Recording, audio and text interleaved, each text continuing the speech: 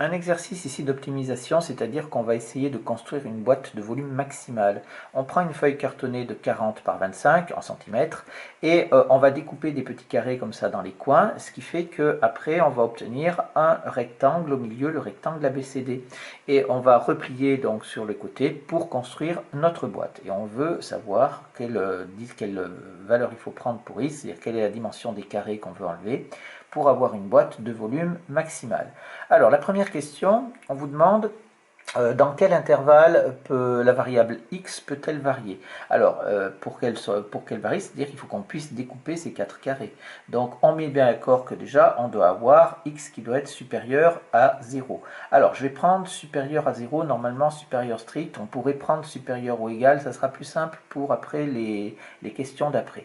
Mais bien entendu, si on veut faire une boîte qui a un certain volume, il faut que ce soit x qui soit strictement supérieur à 0. Et d'autre part, ici on voit qu'on a deux carrés dans la largeur et deux carrés dans la longueur.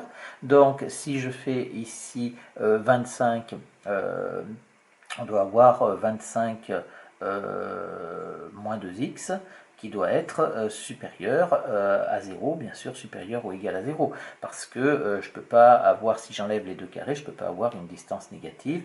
Et je dois avoir aussi 40 moins 2x qui doit être supérieur ou égal à 0. Même chose ici que pour la remarque que j'ai fait là, j'aurais pu prendre supérieur strict également. Donc ici, ça nous fait, donc ça c'est équivalent à dire que 25 est supérieur ou égal à 2x et 40 est supérieur ou égal à 2x, ce qui nous fait ici, pardon, je vais le faire en dessous, ça nous fait donc x qui doit être plus petit que 12,5 et ici x qui doit être plus petit que 20. Et donc conclusion, on a bien x doit prendre ses valeurs,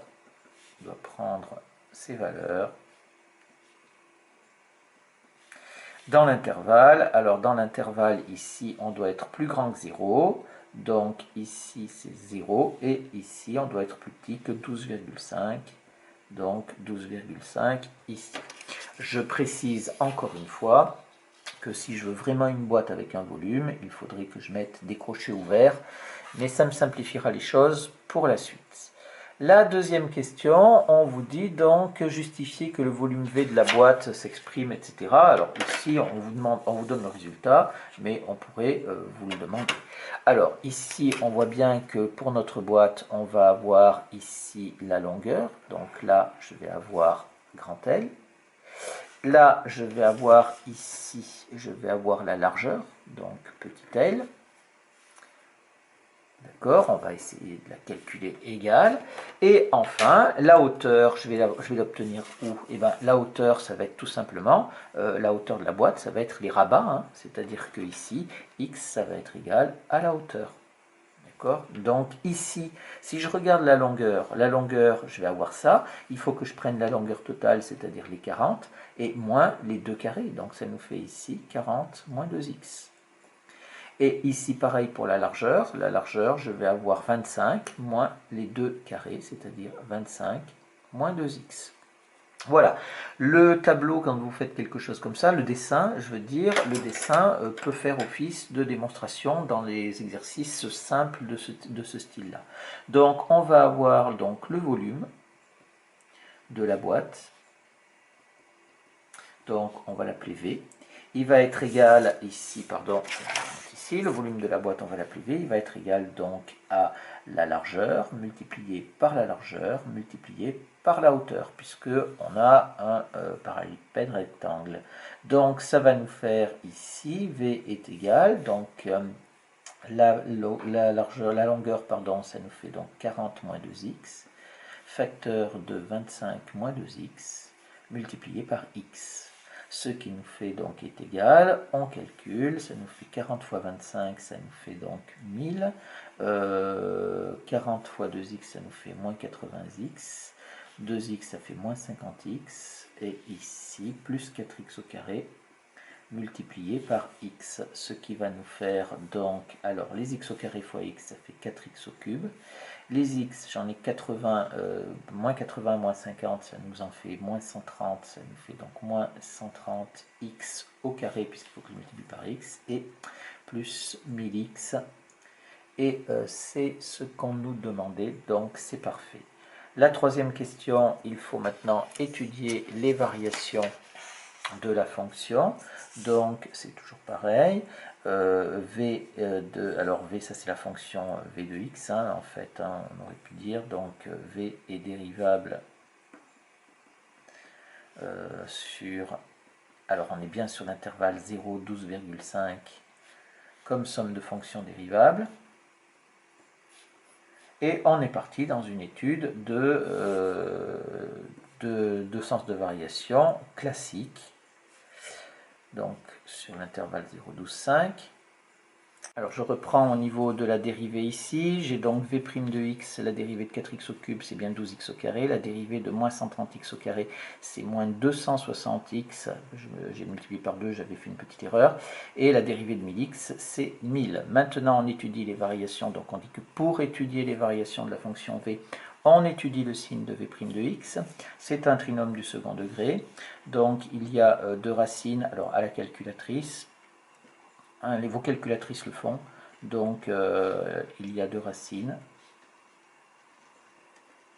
Moi je l'ai fait ici, j'obtiens la première 50e et la deuxième 5. x1 est égal à 50e, c'est environ égal à 16,6, 16,7 pardon, et x2 qui est égal à 5, et on va dire que le trinôme est du signe de A égale A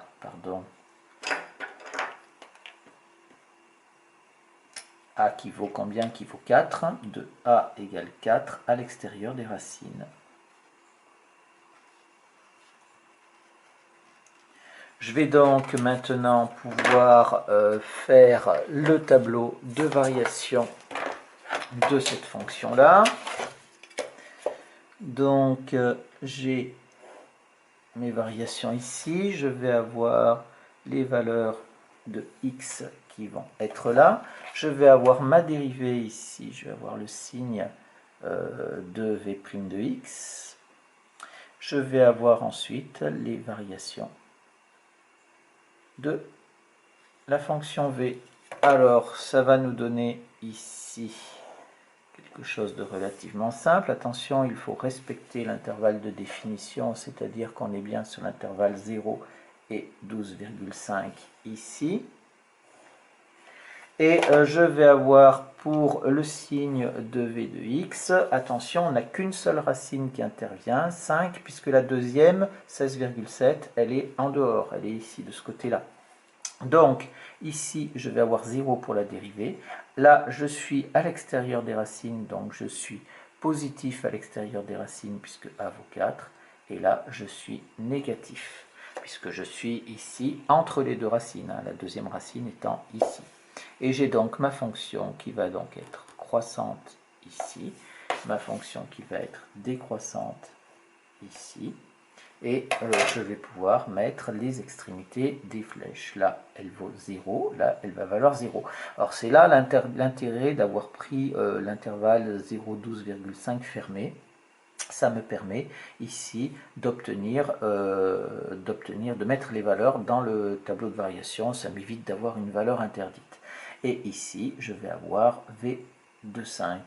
Et donc, alors calculer à la calculatrice, bien sûr. Et on va dire, conclusion, eh bien, conclusion, la fonction V, le volume est maximal. Alors, on nous pose ça comment? On nous demande donc les dimensions de la boîte. Donc, le volume est maximal. Le volume est maximal lorsque x est égal à 5 cm. D'accord? Donc, les dimensions de la boîte est de dimension Alors, on va reprendre pour les dimensions. Les dimensions, si je prends x égale 5, eh bien, on est d'accord que ici, je vais avoir 25 moins 10, ça va faire donc 15 en largeur, ça va nous faire 30 en longueur et 5 en hauteur et dimension. Donc, on va prendre 30 pour la longueur par, j'ai dit par 15 et par 5 ici, entre parenthèses, longueur fois largeur fois hauteur.